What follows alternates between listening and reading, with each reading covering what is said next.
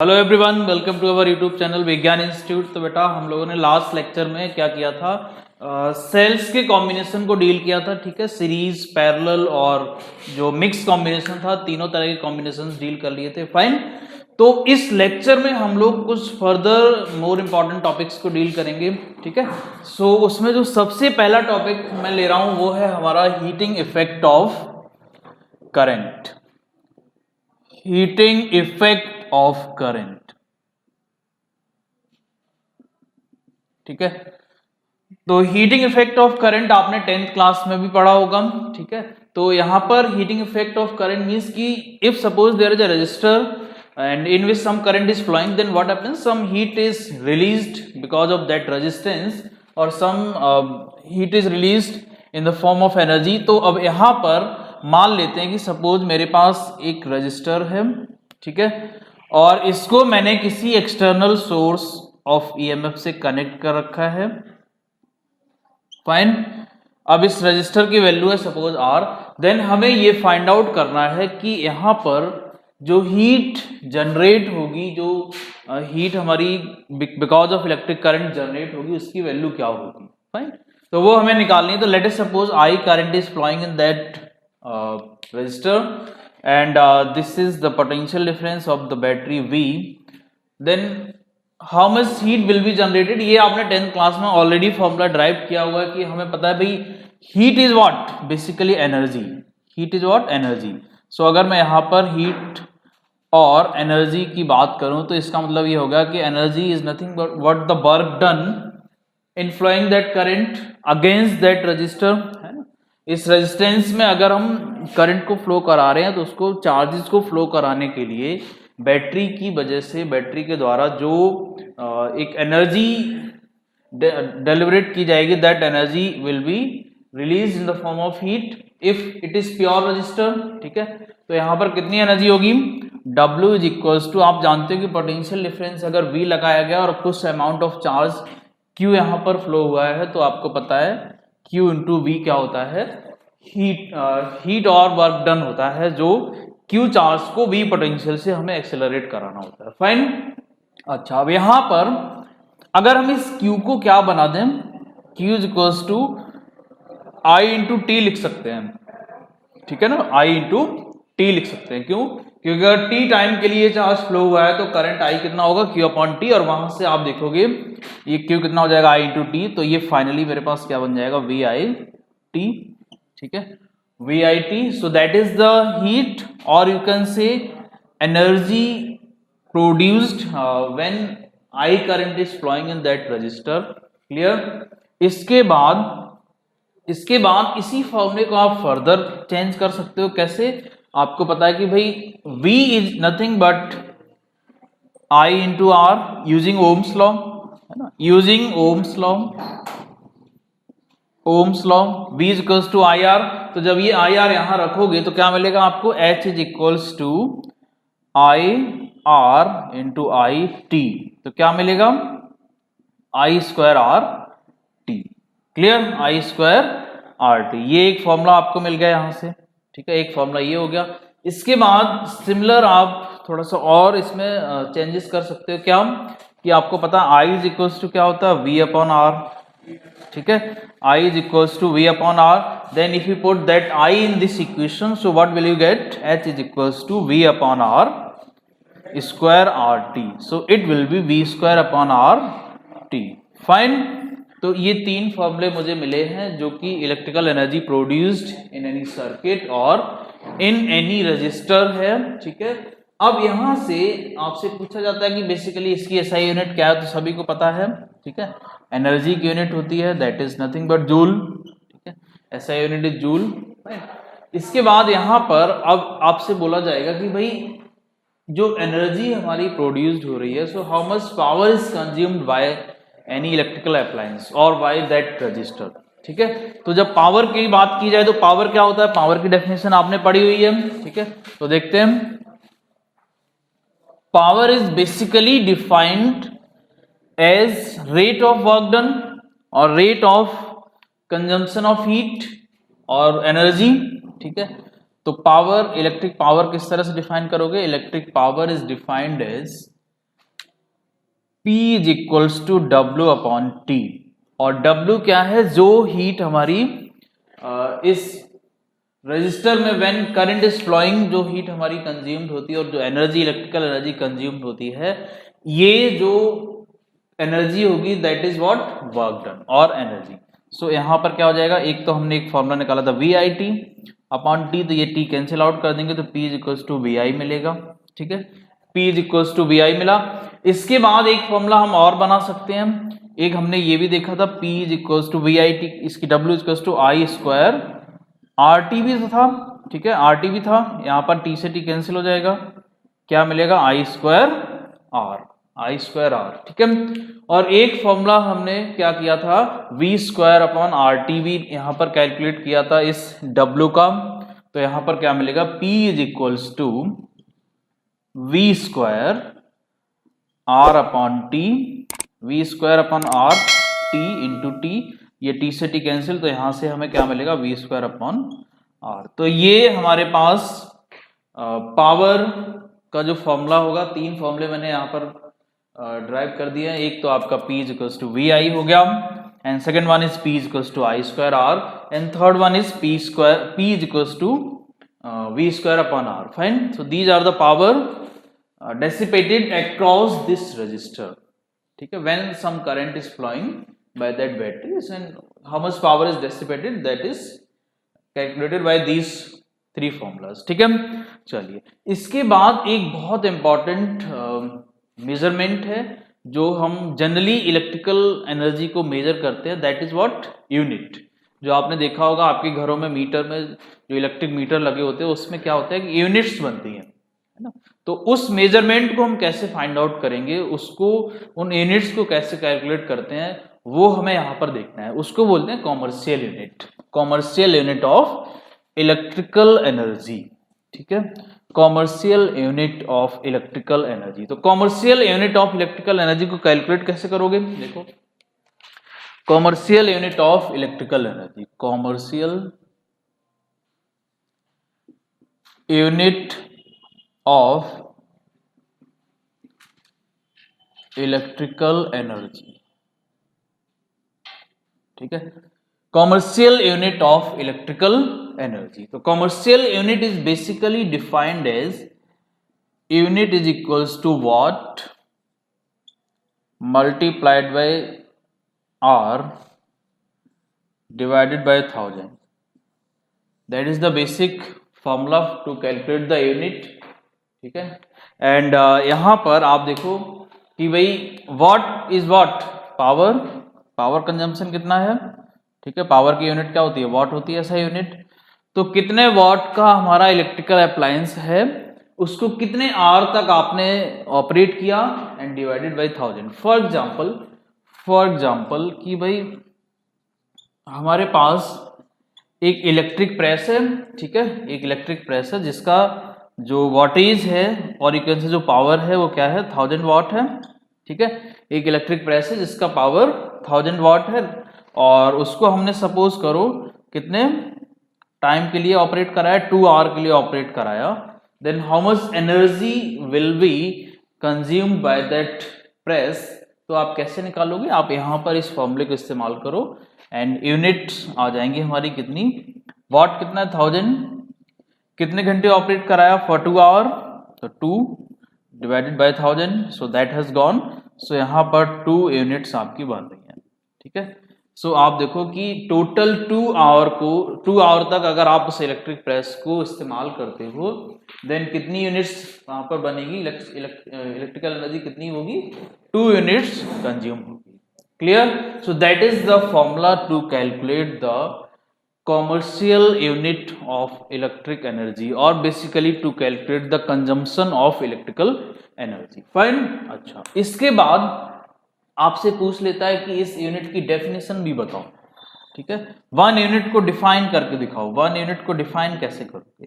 ठीक है, कभी कभी आ जाता है ये क्वेश्चन, हालांकि ये 10th क्लास का क्वेश्चन है, 10th क्लास में आपने पढ़ा हुआ है, बट फिर भी हम थोड़ा सा रिकैप कर लेते हैं बिकॉज ये क्वेश्चन बहुत बार देखने को मिला है एग्जाम में 1 मार्क्स में।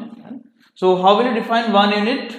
So if you suppose that watt is 1000 watt है, ठीक है, मतलब जो पावर हमारी इलेक्ट्रिकल अप्लायंस की जो पावर डेसिपेटेड है, पावर रेटिंग उसकी कितनी है 1000 है, और कितने घंटे तक आपने ऑपरेट कराया 1 आवर तक ऑपरेट कराया, तो आप देखोगे कितनी यूनिट बनेगी, एक ही यूनिट बनेगी। ठीक है, यूनिट क्या बनेगी 1 बनेगी।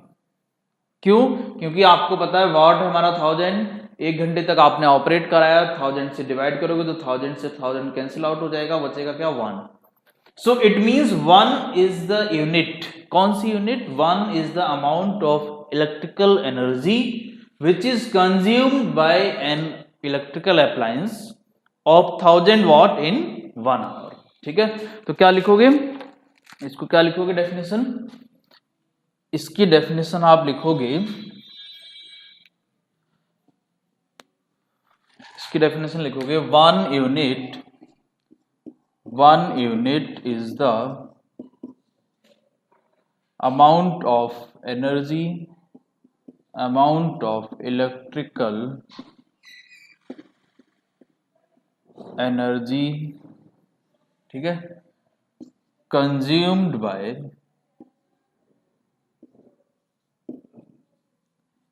an electrical appliance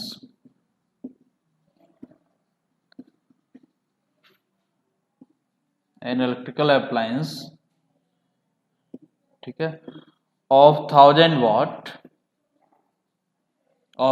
watt in 1 hour। ठीक है, तो 1 आवर में कोई इलेक्ट्रिकल अप्लायंस जितनी एनर्जी कंज्यूम करेगा, जिस कंडीशन इज दैट कि that appliance should be of 1000 वाट और 1 किलोवाट। ठीक है, तो 1 किलोवाट का अप्लायंस 1 आवर में जितनी एनर्जी कंज्यूम करेगा that energy will B 1 unit. Fine, तो ये हमारी बेसिक डेफिनेशन थी एंड यूनिट आपको समझ आ गई है। इसको जूल में कैसे कन्वर्ट करोगे, तो 1 unit is basically 3.6 into 10⁻⁶ joule. ठीक है, 1 unit is equals to 3.6 into 10⁻⁶ joule. तो जो यूनिट्स हैं आप उन यूनिट्स को कैलकुलेट कर लो और उसमें दिस 3.6 इंटू 10⁻⁶ से मल्टीप्लाई कर दोगे तो आपको क्या मिल जाएगा, आपको इलेक्ट्रिकल एनर्जी मिल जाएगी इन जूल। फाइन, तो ये एक हमारा इंपॉर्टेंट टॉपिक था जिससे 1 नंबर का या 2 नंबर का क्वेश्चन बन सकता है।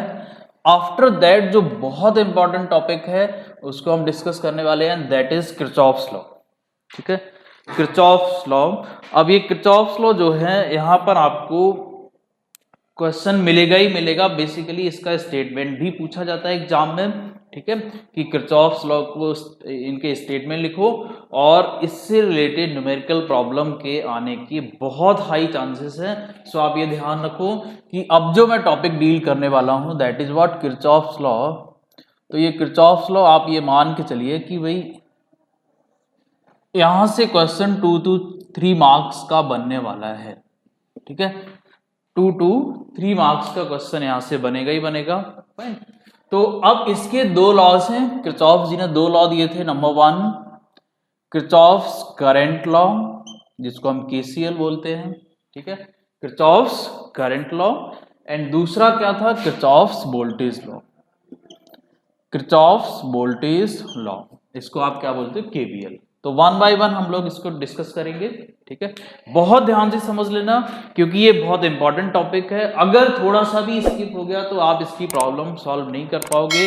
और ये इतना इंपॉर्टेंट टॉपिक है कि ये बहुत अच्छी प्रॉब्लम्स को भी बहुत इजी वे में सॉल्व कर देता है। फाइन, एक जिसको हम कहते हैं कॉम्प्लिकेटेड सर्किट जो होगा उसको भी एक सिंपलेस्ट फॉर्म में बना के बहुत आसानी से इससे सॉल्व किया जा सकता है। फाइन, इससे हम क्वेश्चंस भी कराएंगे, इससे रिलेटेड क्वेश्चन कैसे आप अटेम्प्ट करोगे, उनको सॉल्व करने का किस तरह से आपको तरीका यूज करना चाहिए जिससे कि बहुत आसानी से सॉल्व हो जाए, तो हम कराएंगे। इस केवीएल केसीएल से रिलेटेड क्वेश्चंस भी डील करेंगे, बट उससे पहले आप इसको समझो कि ये है क्या।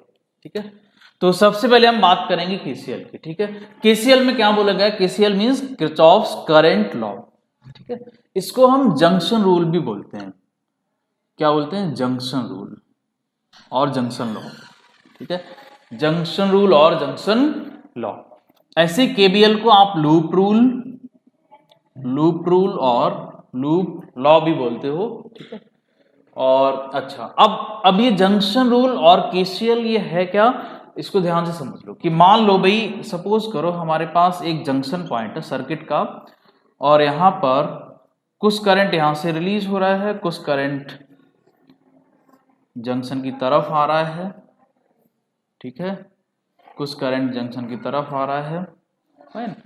तो अब यहां पर क्या बोला किरचॉफ जी ने, किरचॉफ जी ने कहा कि अगर मैंने बोला कि भाई ये करंट है मेरा I1, ठीक है, ये करंट है मेरा I2 and this one is suppose I3, this one is I4, I5 and I6. Suppose we have 6 currents coming from different branches of the circuit, or some currents are going away from this junction. Then इन्होंने बोला कि इस junction point पर अगर हम बात करें, इस पॉइंट पर अगर हम बात करें, तो इन्होंने कहा कि इस पॉइंट पर जितने भी करंट्स होंगे, चाहे वो इस पॉइंट की तरफ आ रहे हो या इससे दूर जा रहे हो, उन सारे करंट्स का अलजेब्रिक सम जो होगा that will be always zero. All the currents, algebraic sum of all the currents जो होगा that will be always zero. और you can say the total current at the junction of a circuit is always zero. Clear, कोई दिक्कत नहीं है। Total current of the circuit at the junction point is always zero. So the statement is that total current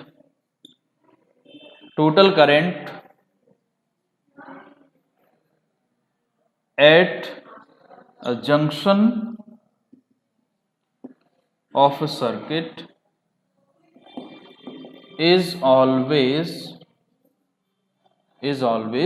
zero, या ये कह लो कि भाई the sum of all currents at the junction point is always zero, fine.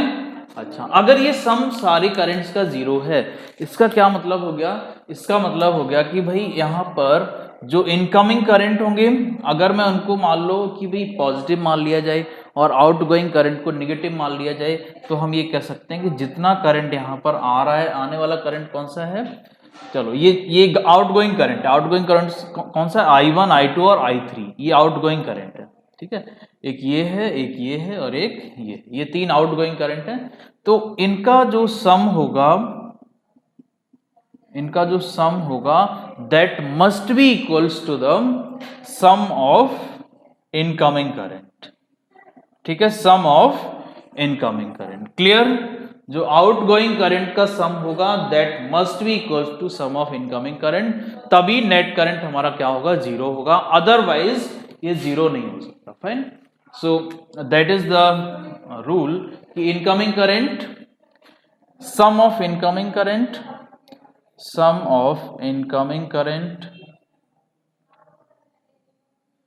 is always equals to the sum of outgoing current, ठीक है, sum of outgoing current, fine. इसके बाद आता है हमारा केबीएल और लूप रूल। तो केबीएल क्या है इसको भी समझ लो, ठीक है, केबीएल क्या है इसको भी समझ लो। तो केबीएल में क्या बताया गया कि भाई यहां पर तो हमने बात करी करंट की केसीएल में, कि करंट किस तरह से जंक्शन पर किस तरह से बिहेव करता है, ठीक है। अब यहां पर केबीएल में क्या बताया गया, अब देखो नाम से ही पता चल रहा है कि ये जो लॉ है ये क्लोज लूप में आपने अप्लाई करना है, लूप रूल है ये, ठीक है। तो इसके लिए सबसे पहली मैंडेटरी कंडीशन है कि सर्किट मस्ट बी क्लोज, ठीक है। सो लेट अस सपोज, तो केबीएल की बात कर लेते हैं, ठीक है। इसमें मेरे पास सपोज करो एक सर्किट में बना लेता हूं यहां पर कि कोई सर्किट है मेरे पास, ठीक है,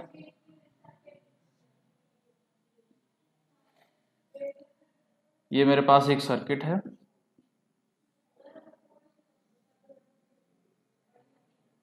that is the circuit, and suppose the EMF of this battery is epsilon, and यहां पर कुछ नाम दे देते हैं इनको A B C D E and F, ठीक है। ये रेजिस्टेंस है मेरा सपोज R1, ये रेजिस्टेंस है मेरा R2। सो यहाँ पर आप इस KBL को कैसे अप्लाई करोगे, हमने एक लूप ले लिया ABCDEF, ये लूप है, और इसमें जो बैटरी हमने लगाई है इसका EMF है एप्सिलॉन, ये हमारा है R2 resistance and this one is R1 resistance. तो ये क्या कहता है, हमारा जो KBL है या फिर जिसको हम बोलते हैं लूप रूल, ये लूप रूल क्या कहता है, ये लूप रूल जो है इसका स्टेटमेंट ये है कि अगर हम कोई सा भी एक लूप ले लेते हैं सर्किट का, कोई सा भी एक क्लोज लूप ले लें, ठीक है, इन अ क्लोज लूप जो होगा, what happens, the sum of potential differences is always zero. Clear, मतलब किसी लूप में जहां जहां पोटेंशियल ड्रॉप हो रहा है उन सबका जो सम होगा that will be always zero. So that is the basic statement of this close loop rule. और अब इसको अप्लाई कैसे करोगे उसको समझना इंपॉर्टेंट है, ठीक है, ये बहुत ज्यादा इंपॉर्टेंट है, यहां से एग्जाम में क्वेश्चन आपको मिलेंगे ही मिलेंगे। फाइन, तो देखिए अब किस तरह से अप्लाई करोगे, तो उसके लिए थोड़ा सा साइन कन्वेंशन भी आपने लेना होता है। तो डिफरेंट बुक्स में डिफरेंट तरीके से साइन कन्वेंशन दिया हुआ है, मैं आपको बहुत इजी मेथड से बताऊंगा कि कौन सा साइन कन्वेंशन आपके लिए सबसे सुटेबल होगा, जो कि आप बहुत जल्दी भूलोगे भी नहीं, ठीक है, आप एक बार समझ जाओगे तो हमेशा आपको याद रहेगा। फाइन, तो देखिए अब इसको कैसे अप्लाई करोगे, तो पहले हमें ये पता लगाना पड़ेगा कि इसमें क्लोज लूप कौन कौन से हैं, ठीक है। तो उसके लिए मैंने ये सर्किट डिजाइन किया। अब देखो एक लूप तो हमारा ये क्लोज्ड है, ठीक है, एक लूप हमारा ये वाला भी क्लोज्ड है, ठीक है, और एक ये पूरा लूप भी हमारा क्लोज्ड है। अगर हम पूरा लूप लेते हैं यहाँ पर तो ये लूप भी हमारा क्लोज हो जाएगा, ठीक है। तो मेरे पास टोटल 3 क्लोज लूप हैं। अब इन 3 में से कोई से भी लूप में लेकर और इस फॉर्मूले को अप्लाई कर सकते हैं, इस रूल को अप्लाई कर सकते हैं, ठीक है। तो मैं ले लेता हूं सपोज अभी इन क्लोज लूप ABEF, ठीक है। तो उससे पहले मुझे यहां पर देखना पड़ेगा कि कितना करंट सप्लाई हो रहा है। तो लेट अस सपोज कि बैटरी कुछ I करंट सप्लाई कर रही है, ठीक है, यहां से कुछ I करंट आ रहा है, उसका कुछ अमाउंट इधर गया, कुछ अमाउंट इधर गया, मान लो I1 इधर गया, I2 इधर चला गया, ठीक है, I1 इधर चला गया, I2 इधर चला गया, यहां से I आया था, ठीक है। तो इधर से ये आएगा क्या, इधर से I1 करंट, I2 करंट आएगा, यहां से आएगा I1 और यहां फिर ये हो जाएगा I, ठीक है। तो अब हम अगर लूप ले लेते हैं कौन सा, ABEF, in loop ABEF and close to A, ठीक है। तो इस लूप में अगर आप देखोगे तो इस रूल को, इस KBL को किस तरह से अप्लाई करोगे, देखिए A से हमें चलना है, हमने अभी A से स्टार्ट किया है, लूप हमारा A से स्टार्ट हुआ है, A से B की तरफ जाना है। सो A से B की तरफ गए, कोई रेजिस्टेंस नहीं है, it means there is no potential drop. Then हम B से E की तरफ जाएंगे, ठीक है। तो B से E की तरफ जा रहे हैं तो एक रेजिस्टेंस आ रहा है, कितना, R2 रेजिस्टेंस आया, ठीक है। करंट कितना जा रहा है, I1, तो उसमें कितना पोटेंशियल ड्रॉप होगा, I1 R2, ठीक है, कितना पोटेंशियल ड्रॉप होगा, I1 R2। अच्छा, अब यहां पर ये भी समझना है कि ये नेगेटिव ड्रॉप है या फिर पॉजिटिव है, ये पोटेंशियल डिफरेंस नेगेटिव होगा या पॉजिटिव होगा, ये भी देखना है। तो देखो हम यहाँ पर करंट की डायरेक्शन ये है, ये करंट की डायरेक्शन है B से E की तरफ। सिमिलरली हम यहाँ मूव भी B से E की तरफ ही कर रहे थे, हमारा जो मूवमेंट था, जो लूप में चलने का जो हमारा वे था वो क्या है, B से E की तरफ ही है, और करंट भी मेरा B से E की तरफ ही जा रहा है। इट मींस I1 R2 जो होगा दैट विल बी पॉजिटिव, ठीक है। अगर हम सेम डायरेक्शन में जा रहे हैं, करंट की सेम डायरेक्शन में, देन हम उसको क्या करेंगे, पॉजिटिव लेंगे। क्लियर, उसके बाद आगे हम यहाँ आगे इसमें कोई भी रेजिस्टेंस ही नहीं है, कोई ड्रॉप नहीं होगा, देन हम यहाँ बैक आ जाएंगे, तो फाइनली हमें ड्रॉप मिलेगा कहाँ पर, इस EMF पर, इस बैटरी पर, कितना, एप्सिलॉन। अब यहाँ पर क्वेश्चन आता है कि एप्सिलॉन क्या है, कैसा होगा, पॉजिटिव होगा या नेगेटिव होगा। तो आपको पता है कि यहाँ पर एक चीज आप ध्यान रखना हमेशा, आप जब इधर से मूवमेंट करते हुए आ रहे हो F से A की तरफ, F से A की तरफ जा रहे हो, क्लियर। तो देखो आप कौन से, इस सेल के कौन सी पोलरिटी को पहले हिट कर रहे हो, ठीक है, आप पहले कौन सी पोलरिटी पर पहुंचोगे, नेगेटिव पर पहुंच रहे हो, तो आपने यहां पर साइन कैसा ले लेना है, नेगेटिव साइन ले लेना है। क्लियर, आप जिस पोलरिटी पर पहले पहुंच रहे हो, पहले हिट कर रहे हो, वही साइन आप ले सकते हो। ठीक है, इसमें कोई प्रॉब्लम नहीं आएगी, and hence that becomes zero. Clear, so एक इक्वेशन हमारी ये बनी इस लूप में। ठीक है, I1 R2 कहां ड्रॉप हुआ, यहां पर ड्रॉप हुआ। देन जो एप्सिलॉन था ये कहां ड्रॉप हुआ हमारा, ये यहां पर EMF था बैटरी का, बाकी इसमें कोई रेजिस्टेंस नहीं है। तो I1 R2 पॉजिटिव, क्यों पॉजिटिव, क्योंकि करंट की डायरेक्शन में ही हमारा मूवमेंट था। देन ये नेगेटिव क्यों लिया मैंने, क्योंकि हम कौन सी पोलरिटी पर पहले हिट कर रहे थे, नेगेटिव पोलरिटी पर हम पहले हिट कर रहे थे। सो that is why what is happening कि हमने यहां पर नेगेटिव साइन लिया है। Fine, so that one is first equation, that one is first equation. Similarly हम क्या करेंगे, अब एक दूसरा लूप ले लेंगे, मान लो हम ये वाला ले लेते हैं, BCD EF B in loop BCD EB। Clear, इस क्लोज लूप में बात करेंगे तो B से C जाएंगे, पहले B से C जा रहे हैं, कोई ड्रॉप नहीं है क्योंकि रेजिस्टेंस ही नहीं है।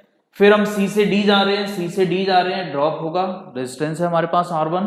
ठीक है, तो क्या होगा, देखो R1 रेजिस्टेंस है, करंट कितना जा रहा है, I2 करंट जा रहा है। ये करंट कितना, ये करंट है I2, it means I2 R1, ये मेरा ड्रॉप हुआ किसमें, इस रेजिस्टेंस में। अब हमें चेक करनी है इसका साइन कन्वेंशन, इसकी पोलरिटी।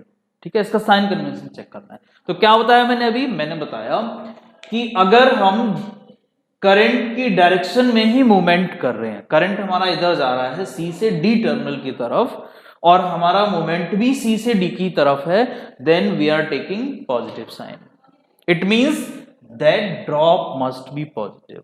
Clear, okay. इसके बाद अब हम वापस आएंगे, यहां कोई ड्रॉप नहीं होगा, क्यों, क्योंकि कोई रेजिस्टेंस नहीं है। फिर हम E से B की तरफ जाएंगे, एक रेजिस्टेंस और है, यहां पर क्या R2, करंट कितना जा रहा है इसमें, देखो अब यहां पर आपको समझना पड़ेगा, यहां करंट तो इसमें I1 जा रहा है, रेजिस्टेंस R2 है, तो कितना ड्रॉप होगा, I1 R2। लेकिन यहां साइन कैसा लोगे, ये इंपॉर्टेंट चीज है, यहां साइन कैसा लोगे, ये इंपॉर्टेंट चीज है। क्लियर, तो आप देखो यहां पर हम तो आ रहे थे E से B की तरफ, हमारा मूवमेंट लूप में, हमारा मूवमेंट कहां था, E से B की तरफ था मूवमेंट हमारा लूप में। ठीक है, E से B की तरफ था, लेकिन करंट जा रहा था B से E की तरफ। हम चल रहे थे E to B, but current जा रहा था B to E, ये I चल रहा था। इट मींस अपोजिट डायरेक्शन है हमारे मूवमेंट की, लूप में हमारे चलने की डायरेक्शन और करंट की direction, both are opposite, so there will be minus sign and that will equals to 0। This one is second equation. ठीक है, आप और भी इक्वेशंस बना सकते हो, और इक्वेशंस कैसे बनेंगी, देखो यहां पर अगर मैंने टोटल करंट I लिया है, तो आपको पता है भाई जंक्शन रूल पे अप्लाई कर सकते हो, यहां पर एट पॉइंट B पॉइंट पर जंक्शन रूल लगा सकते हो, KCL लगा सकते हो। ठीक है, KCL क्या कहता है कि incoming current, sum of incoming current must be equals to the sum of outgoing current. ठीक है, so what is incoming current, incoming current यहां से I है, it means I must be equals to I1 plus I2। ये equation बन जाएगी आपकी यहां पर। ठीक है, इस जंक्शन पर एक आप बड़ा वाला लूप भी ले सकते हो, वहां से भी इक्वेशन बना सकते हो। तो अगर मैं यहां पर ABCDEF ये लूप ले लेता हूं, तो यहां से भी इक्वेशन बन जाएगी, और बैक टू A। ठीक है, तो यहां पर देखो कुछ ड्रॉप नहीं है, आगे जाएंगे ड्रॉप R1 में होगा, कितना ड्रॉप होगा, I2 R1। ठीक है, सेम डायरेक्शन में चल रहे हैं, साइन पॉजिटिव, वापस आए, कोई ड्रॉप नहीं, इधर आ गए, तो क्या होगा, माइनस का एप्सिलॉन इज इक्वल्स टू 0। ये होगी मेरी इक्वेशन थर्ड। ठीक है, माइनस का एप्सिलॉन इज इक्वल्स टू 0। तो आप देखो यहां पर क्या हुआ कि भाई तीन इक्वेशंस हमें मिल गई, ये और एक इक्वेशन हमें यहां पर ये मिल गई KCL के थ्रू। अब इन चारों इक्वेशंस को सॉल्व करके आप बहुत इजीली से जो भी वैल्यू आपकी यहां पर अननोन हो उसको कैलकुलेट कर सकते हो। फाइन, इसमें कोई दिक्कत आपको नहीं आएगी, राइट। चलिए इसके बाद हम एक क्वेश्चन ले लेते हैं इससे रिलेटेड, जिससे कि आपको क्लियरिटी आ जाएगी कि किस तरह से हमें अननोन वैल्यूज को फाइंड आउट करना है, किस तरह से हमें उनको कैलकुलेट करना होता है। ठीक है, तो एक क्वेश्चन ले लेते हैं केवीएल और केसीएल से रिलेटेड, उसमें आपको और क्लियरिटी आएगी। चलिए, तो एक क्वेश्चन है हमारे पास, मैं एक डायग्राम बनाता हूं यहाँ पे, सर्किट डायग्राम। क्वेश्चन में क्या बोला गया देखिए, एक सर्किट डायग्राम है यहां पर, ये सर्किट डायग्राम दिया हुआ है, यहां से करंट I1 आ रहा है, ये 4 वोल्ट की बैटरी है। ठीक है, 4 वोल्ट की बैटरी, ये 5 वोल्ट की बैटरी है। ठीक है ना, यहां से करंट I2 आ रहा है, इधर की तरफ आएगा। ठीक, कुछ करंट इसमें जा रहा है एंड देन ये यहां से आकर कुछ इसमें आया, कुछ इसमें गया। और ये 60 ओम का रेजिस्टेंस है, ये आपको 200 ओम का रेजिस्टेंस है। अब इसमें बोला कि आप जो है I1 I2 को कैलकुलेट करो, ये जो करंट I1 है और ये जो करंट I2 है इसको कैलकुलेट करो। और यहाँ पर ये डायगोनल की वैल्यू भी आपको दी हुई है, डायगोनल का रेजिस्टेंस दिया हुआ है 100 ओम। ठीक है, डायगोनल का रेजिस्टेंस कितना दिया हुआ है 100 ओम। फाइन, तो ये क्वेश्चन समझ आ गया होगा। Question is that to calculate I1 and I2। ठीक है, to calculate I1 and I2 and hence the current in the resistance which is at the diagonal that is 100 ohm। Clear, तो कैसे निकालोगे देखो, ध्यान से समझो। अब मैं इसमें लूप, इसमें नाम देता हूं कुछ लूप का, मान लो ये A है, ये B पॉइंट है, ये C पॉइंट है, ये पॉइंट है D। ठीक है ना, सो अब यहां पर अगर आप देखोगे तो अगर मैं लूप ले लूं, कौन सा, मैं लूप ले लेता हूं A B C A, A B C A, इस लूप की अगर हम बात कर लें यहां पर। क्लियर, तो आप देखोगे इस लूप में क्या होगा कि भाई करंट यहां से ऐसे हम इधर जा रहे हैं, करंट वापस आ रहा है, तो अब यहां रेजिस्टेंस तो है ही नहीं, लेकिन यहाँ एक बैटरी लगी हुई, एक सेल लगा हुआ है जिसका EMF कितना है 5 वोल्ट है। तो हम जब A से B की तरफ जाएंगे, जब हम A से B की तरफ जाएंगे तो क्या होगा, पहले हमें हमारे पास कौन सी पोलरिटी आ रही है, पॉजिटिव, तो ये हो जाएगा +5। Clear, +5 volt. देन हम इधर गए तो यहां से देखो, जब यहां से I1 आया, यहां से I2 आया, तो इसमें कितना जाएगा, I1 प्लस I2 जाएगा। ठीक है, ये I1 प्लस I2 आ रहा है, इधर फिर वापस आ जाएगा I2 और इसमें चला जाएगा I1। क्लियर, ये हमारा डिवीजन है, करंट का डिवीजन। थोड़ा सा आपको यहाँ पे दिक्कत आती है, करंट का डिवीजन कैसे करना होता है। अगर आपको करंट का डिवीजन ऑलरेडी करके दिया हुआ है क्वेश्चन में, then that question becomes very very easy, right. But अगर करंट का डिवीजन नहीं दिया है तो आपको थोड़ा सा केयरफुल होकर करंट का डिवीजन करना है। देख लो कि सेल्स कितने हैं, उसके अकॉर्डिंगली आप करंट डिवाइड कर सकते हो सकता है आप एक ही सेल से सारा करंट ले लो and further you can divide that current in different branches। ठीक है, so अच्छा, मैंने ये डिवाइड कर दिया यहाँ पर। ठीक है ना, इसमें I1 चला गया, इसमें I2 चला गया और यहाँ से कितना आया था I1 प्लस I2। तो जब मैंने ये वाला लूप लिया A B C A, तो क्या होगा यहाँ पर B C, यहाँ पर जब जाएंगे तो देखो करंट आ रहा है इधर से, हम जा रहे हैं इधर से, तो यहाँ माइनस साइन आएगा, ये तो फैक्ट है।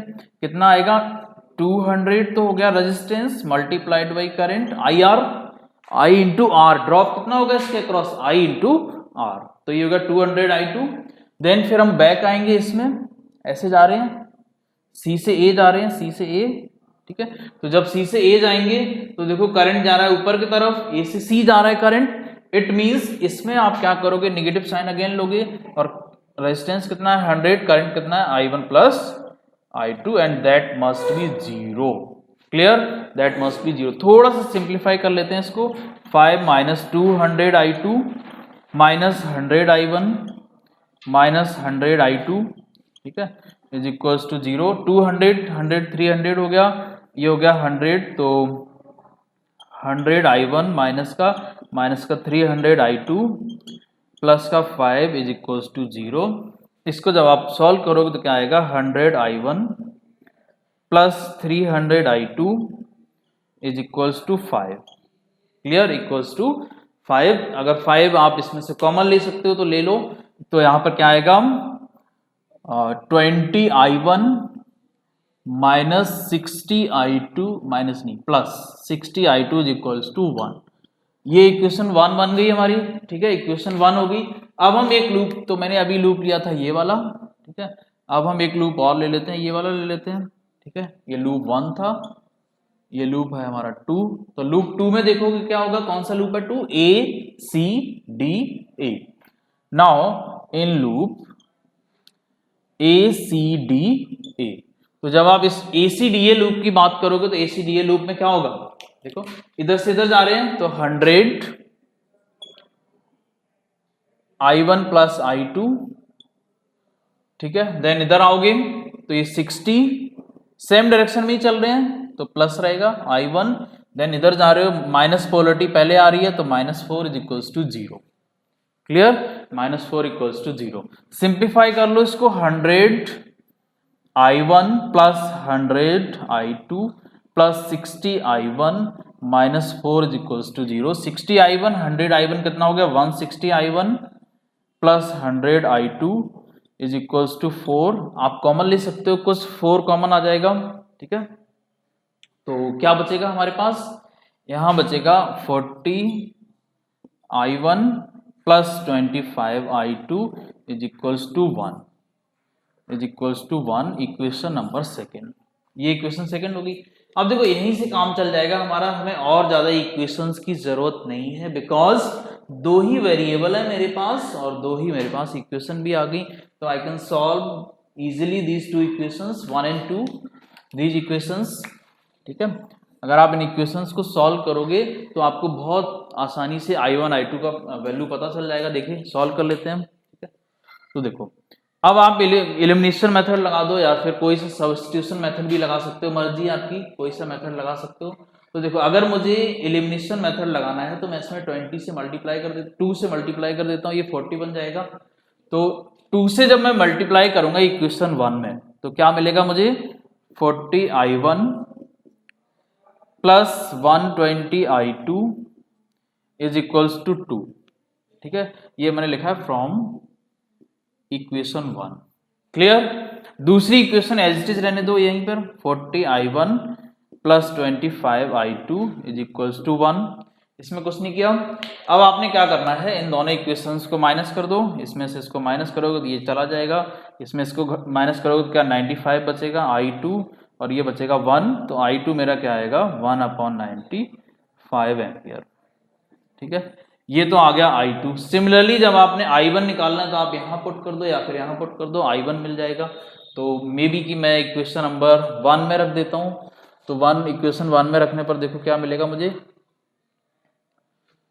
20 I1 प्लस 60 I2 मेरा कितना है 1/95 इज इक्वल्स टू 1, तो 20 I1 is equals to minus का 60/95 माइनस का 60/95, सो I2 कितना हो जाएगा, ये 0 से 0 कैंसिल, I1 कितना हो जाएगा 3/95 negative this ampere. Clear, negative means कि जो I1 है उसकी डायरेक्शन हमारी अपोजिट है, मतलब करंट जो है वो इधर से नहीं आएगा, वो करंट अपोजिट डायरेक्शन में जाएगा। Clear, so that one is 3/95 I1 and 1/95 क्या है I2, ठीक है। 1/95 I1 क्योंकि यहाँ जब आपने माइनस किया तो ये आ गया, और यहाँ पर जब आपने इसमें क्या किया कि भाई I2 की वैल्यू यहाँ रख दी तो 60/95 हो गया। इसको इधर ले जाओगे तो क्या हो जाएगा नेगेटिव, ये 20 से 3 टाइम्स कैंसिल हो गया और फाइनली ये आंसर। क्लियर, ये हमारे पास आंसर गया। तो ये इस तरह से आपने सॉल्व करना है। तो ये पूरा का पूरा KBL और KCL मैंने बता दिया आपको, इसका फाइनली किस तरह से क्वेश्चन सॉल्व करते हैं उसका एग्जांपल भी मैंने आपको करा दिया। इस तरह के बहुत सारे क्वेश्चंस एग्जाम में पूछे जाते हैं, ठीक है। तो इन सारे क्वेश्चंस को आपको बहुत आसानी से डील करना आ जाएगा। जब मैं PYQs कराऊंगा तो थोड़ा सा और आपको समझ आएगा, ठीक है। सो इस वीडियो में हम लोग इतना ही रहने देते हैं, बाकी हम लोग नेक्स्ट वीडियो में कंटिन्यू करेंगे। So thank you, have a nice day.